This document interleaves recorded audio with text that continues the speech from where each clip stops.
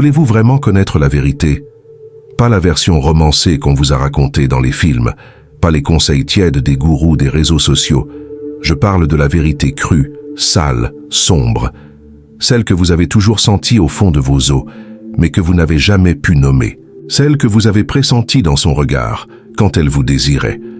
Et soudain s'est arrêté, ce changement brusque que vous n'avez pas compris, cette froideur venue de nulle part, ce silence qui vous a fait hurler intérieurement. Vous vous souvenez? Vous y avez déjà été. Nous y avons tous été. Et personne ne nous a préparés. Personne n'a averti que le jeu était tout autre. Que l'amour tel que vous l'avez compris n'était pas une route à double sens, c'était une route minée. Vous êtes entré des fleurs à la main et vous êtes sorti le cœur en sang. Savez-vous pourquoi? Parce que vous n'avez pas compris ce que Freud avait compris. Parce que vous avez cru que tout se résumait à ce qui était dit. Mais Freud a plongé profondément. Il a vu ce que les autres ne voulaient pas voir. Il a découvert que l'être humain est mu par des forces qu'il ne comprend même pas. Que ce que vous voyez à la surface, le sourire, la gentillesse, le « je t'aime » n'est qu'un vernis. Que sous tout cela existe un champ de bataille entre instincts, pulsions et désirs enfouis. Et au centre de ce champ, mon frère, c'est vous, l'homme, le naïf, l'idéaliste, celui qui croit encore qu'il suffit d'être bon pour être aimé. Réveillez-vous. La femme ne vous aime pas parce que vous êtes gentil. Elle ne vous désire pas parce que vous êtes loyal. Elle ne vous choisit pas parce que vous êtes le plus présent. Ce sont des monnaies sans valeur dans un marché qui opère dans l'obscurité. La logique du désir féminin ne suit pas la justice. Elle suit la vulnérabilité, la vôtre. Vous vous souvenez quand elle vous disait qu'elle aimait les hommes sensibles, attentionnés, affectueux? Eh bien, elle vous l'a dit avec sincérité. Mais la sincérité n'est pas la vérité. La sincérité est seulement ce qu'elle croit à ce moment-là. La vérité vient après, quand elle sent l'odeur de votre dépendance, quand elle réalise que vous avez besoin d'elle plus qu'elle n'a besoin de vous, et là, mon ami, tout change. Elle commence à tester. Freud appelait cela la répétition de schémas inconscients. C'est comme si elle essayait de revivre inconsciemment des scènes non résolues de sa propre enfance. Traumatisme, rejet, carence. Et devinez qui va payer l'addition? Vous, le gars qui est là, essayant de la sauver, l'homme qui veut faire en sorte que ça marche. Vous devenez le champ de projection des démons qu'elle ne sait même pas qu'elle porte.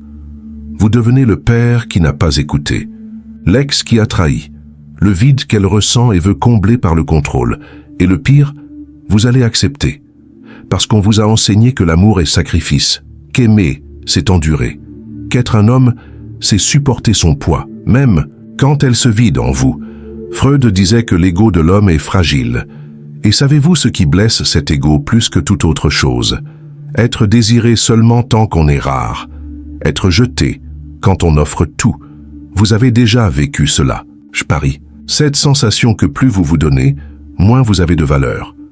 Que quand vous vous rapprochez, elle s'éloigne. Quand vous disparaissez, elle revient en courant. Ce n'est pas de la magie, c'est de l'instinct, c'est de la biologie, c'est de la psychologie. C'est tout ce que Freud a essayé de crier au monde. Mais le monde a préféré ignorer, parce qu'il est plus facile de vivre dans le mensonge. Plus facile de croire que toutes veulent un homme bon. Qu'il suffit d'être différent des autres. Qu'il suffit de se donner, d'écouter, de soutenir, et puis vous vous retrouvez seul, échangé contre un voyou, ignoré par celle qui disait vous aimer. Et tout ce qui vous reste est une question. Qu'ai-je fait de mal? Rien. Vous n'avez simplement pas compris les règles cachées. La femme qui dit vouloir de la protection est souvent inconsciemment attirée par le danger. Celle qui dit vouloir de la sécurité se trouve fascinée par le chaos. Freud parlait de cela quand il mentionnait la dualité pulsionnelle, Eros et Thanatos. La recherche de vie et de mort dans la même poitrine. Elle veut l'amour mais désire l'intensité. Et l'intensité, mon frère, ne vient pas toujours avec la stabilité. Parfois, elle vient avec l'absence, avec la distance, avec le mépris. Elle ne vous dira pas cela, parce qu'elle-même ne le sait pas, mais elle le sentira. Elle le sentira quand vous serez faible, quand vous vous ouvrirez trop, quand vous pleurerez devant elle et la supplierez de ne pas partir. À ce moment-là, sa nature criera, et peu importe combien elle vous aime, quelque chose en elle mourra, le charme sera rompu. Parce que ce qu'elle craint le plus, c'est d'être le centre de votre univers. Parce que c'est une prison. Et instinctivement, elle veut fuir. C'est pour cela que vous avez déjà été abandonné quand vous aviez le plus besoin d'elle. C'est pour cela qu'elle vous a semblé froide quand vous étiez à terre. Parce que l'homme à terre n'excite pas. L'homme qui supplie ne séduit pas. L'homme qui se donne complètement devient le paillasson. Et elle marche dessus, sans culpabilité, sans conscience, parce qu'elle suit le script invisible que Freud a cartographié il y a plus d'un siècle. L'inconscient est le véritable. Roi et vous n'êtes que le pion. Vous êtes devenu le pion d'un jeu auquel vous n'avez jamais su que vous jouiez. Et le plus cruel, vous avez appris à sourire pendant que vous perdiez, à vous enorgueillir de votre propre soumission, à appeler maturité, ce qui en réalité était de la lâcheté émotionnelle. Vous connaissez cette idée de « soyez l'homme dont elle a besoin ». Détruisez cela maintenant. Parce qu'en pratique, l'homme dont elle a besoin est celui qu'elle ne peut pas contrôler. Ce qu'elle veut souvent est ce qu'elle craint le plus. L'homme qui ne supplie pas, qui ne s'adapte pas, qui ne se plie pas. Parce que cet homme représente quelque chose d'ancestral, le prédateur émotionnel qui ne dépend pas de l'approbation féminine pour exister. Et cela, pour son inconscient, c'est le pouvoir. Freud n'a jamais dit que les femmes étaient mauvaises. Je ne le dis pas non plus. Mais il a dit quelque chose de plus troublant encore, qu'elles ne savent pas ce qu'elles veulent, et que même quand elles disent le savoir, elles sont gouvernées par des couches profondes qui échappent à la conscience. Tout comme nous, sauf que nous, les hommes, sommes éduqués à rationaliser, à comprendre, à chercher la logique, et elles, à ressentir, à réagir, à suivre ce qui pulse, pas ce qui fait sens. C'est pour cela que vous l'avez déjà entendu dire « je ne sais pas pourquoi j'ai fait ça ». Et vous avez pensé que c'était une excuse. Mais ce n'en était pas une. Elle ne sait vraiment pas. Parce que le désir féminin opère dans le sous-sol de la psyché. Et là, mon ami, vous n'entrez pas avec des fleurs. Là n'entre que celui qui représente une menace, une tension, une force. Ce n'est pas juste, je sais, mais la justice n'entre pas en jeu quand il s'agit de désir. Freud savait que la femme ne cherche pas chez l'homme un compagnon. Elle cherche un miroir pour ses propres carences ou un réceptacle pour déposer son drame intérieur. Et si vous êtes fragile, émotionnellement dépendant, désespérément en besoin d'affection, vous devenez un miroir brisé, gênant, rejetable. Et puis vient le pire. Elle commence à vous punir, pas avec des cris, pas avec des agressions, mais avec l'indifférence, avec la distance, avec l'absence émotionnelle. Vous commencez à sentir que tout ce qui avait du sens entre vous disparaît, que la connexion s'est évanouie, que le sexe est devenu obligation, que ses yeux brillent maintenant pour une autre raison ou pour un autre homme. Mais vous restez là, à attendre, à essayer, à croire qu'en vous montrant plus fragile, plus sincère, plus vulnérable, elle va vous embrasser, vous accueillir. Mensonge, elle va vous enterrer, parce qu'elle n'est pas formée pour gérer votre douleur. Elle a été formée pour admirer votre force. Et si vous montrez que vous n'en avez plus, vous cessez d'exister comme homme à ses yeux. Freud appelait cela la castration symbolique. Quand l'homme, en renonçant à son propre désir, à sa propre présence, devient impuissant face à la force du désir de l'autre, et vous vous castrez chaque fois que vous renoncez à vous-même pour lui plaire. Chaque fois que vous dites « oui » quand vous voulez dire « non ». Chaque fois que vous vous modelez sur elle dans l'espoir d'être aimé en retour, et c'est là qu'elle commence à vous exploiter. En silence, parce que vous devenez prévisible, sûr, manipulable. L'homme qui ne dit jamais non, qui est toujours disponible, qui pardonne tout, qui oublie les trahisons, qui ignore les tests, qui accepte les humiliations, qui se contente de miettes, et elle s'en aperçoit.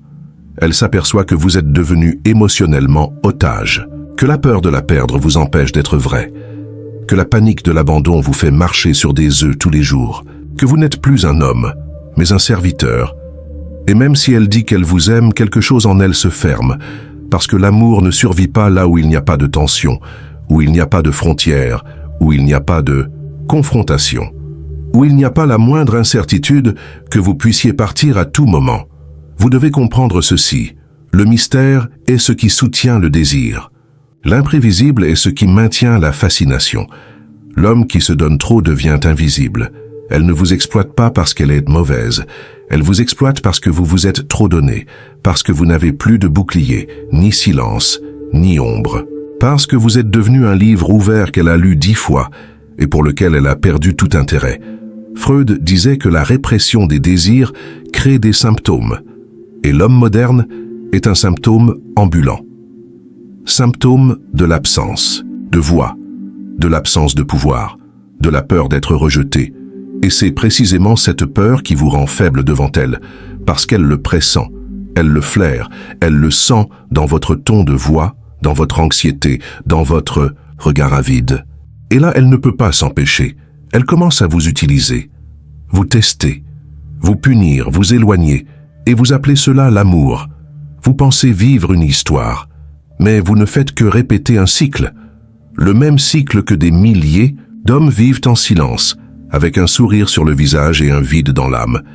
Mais maintenant, peut-être, vous commencez à voir que l'amour qu'on vous a promis était une illusion.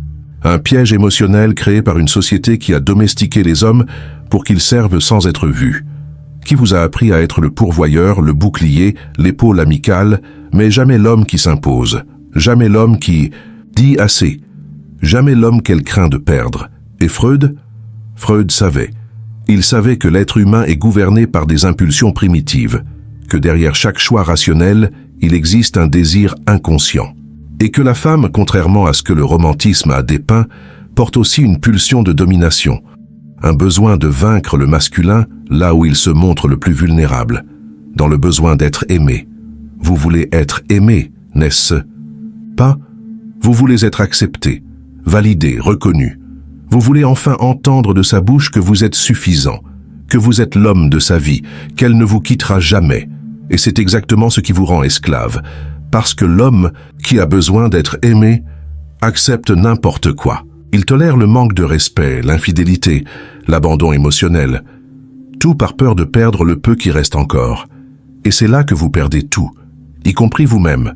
Freud disait qu'il existe une force inconsciente qui nous pousse à répéter ce qui nous détruit. Et vous, sans le savoir, avez cherché dans les bras des femmes la même douleur qui vous a façonné autrefois. Peut-être une mère absente, une figure féminine qui ne vous accordait de l'attention que lorsque vous étiez malade, triste, soumis. Et depuis lors, vous avez appris que vous ne méritez l'amour que lorsque vous êtes brisé. C'est pourquoi quand vous rencontrez une femme qui vous traite bien, vous vous méfiez. Quand elle vous respecte, vous pensez qu'elle va changer. Quand elle vous aime vraiment, vous sabotez vous-même. Mais quand vous rencontrez une femme froide, instable, qui vous fait prouver votre valeur tous les jours, qui vous punit par le silence, et vous récompense avec des miettes, là vous vous donnez. Parce que c'est familier. Parce que vous confondez douleur et passion. Vous confondez rejet et amour. Et elle s'en aperçoit. Et en profite. Pas par cruauté. Mais parce que son instinct lui dit « S'il a trop besoin de moi, il est faible ». Et la femme, au fond, désire un homme plus fort qu'elle. Quelqu'un qu'elle admire, quelqu'un qu'elle respecte, quelqu'un dont elle n'est jamais certaine s'il est complètement en sécurité à ses côtés. Vous lui avez donné cette certitude que vous ne partirez jamais, que vous pardonnez tout, que vous aimez inconditionnellement, et vous pensez que c'est de la noblesse, que c'est de la maturité, que c'est une preuve d'amour, mais pour elle c'est de l'ennui, c'est de la prévisibilité, c'est de la faiblesse, c'est l'absence de défi. C'est la fin du désir. Freud a exposé cela de façon brutale. Le désir naît de l'interdit, de l'absence, de la tension. L'amour peut vivre dans la routine, mais le désir y meurt. Et vous, en essayant d'être l'homme parfait, avez tué votre propre mystère, enterré votre propre valeur, détruit ce qui vous rendait désirable. Vous êtes devenu l'ombre de l'homme que vous étiez quand vous l'avez conquise. Et elle le sent. Même si elle ne comprend pas. Même si elle pleure en vous quittant, même si elle dit qu'elle vous aime encore. Parce que ce qu'elle aime, c'est l'idée de vous. Mais ce qu'elle désire, c'est quelque chose que vous avez perdu en essayant de plaire. Peut-être lisez-vous ceci avec colère, peut-être pensez-vous que j'exagère. Mais dites-moi une chose, combien de fois avez-vous été quitté après vous être donné complètement? Combien de fois avez-vous entendu « Tu es un homme incroyable, mais… » Combien de fois a-t-elle choisi un homme qui vous traitait comme un déchet? Ce n'est Pas une coïncidence. C'est la biologie. C'est la psychologie. C'est l'inconscient qui fait son travail. Et Freud savait, la femme cherche ce qui l'excite, pas ce qui la réconforte. Et ce qui l'excite, c'est l'homme qui n'a pas besoin d'elle, qui est complet avec ou sans elle, qui porte sa propre obscurité sans peur, qui ne s'excuse pas d'exister, qui ne supplie pas, qui ne s'abaisse pas. C'est l'homme qu'elle suit, celui qui ne s'ébranle pas, celui qui ne cède pas, celui qui porte quelque chose qu'elle ne pourra jamais posséder totalement, quelque chose qui reste mystérieux, inaccessible, sauvage. Vous devez retrouver cela en vous. Vous devez cesser d'essayer d'être le meilleur homme qu'elle ait jamais eu et commencer à être l'homme qu'elle n'a jamais pu comprendre.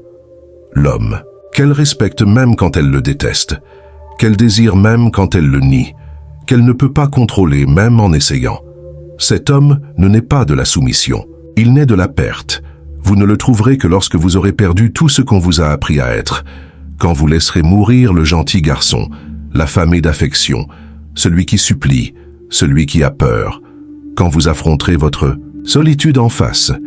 Quand vous cesserez d'attendre le salut dans le corps d'une femme, Freud ne vous libérerait pas avec des câlins, il vous libérerait avec des vérités qui font mal, des vérités qui détruisent votre château de sable, mais qui vous laissent debout. Et maintenant vous savez que la femme qui vous a détruit n'était pas cruelle. Elle était simplement le miroir qui vous a montré ce que vous ne vouliez pas voir. Que votre désir d'être aimé était la plus grande des faiblesses, et que tant que vous en aurez besoin, vous serez exploité. Mais quand vous vous suffirez à vous-même, elle le sentira, parce que la femme sent toujours.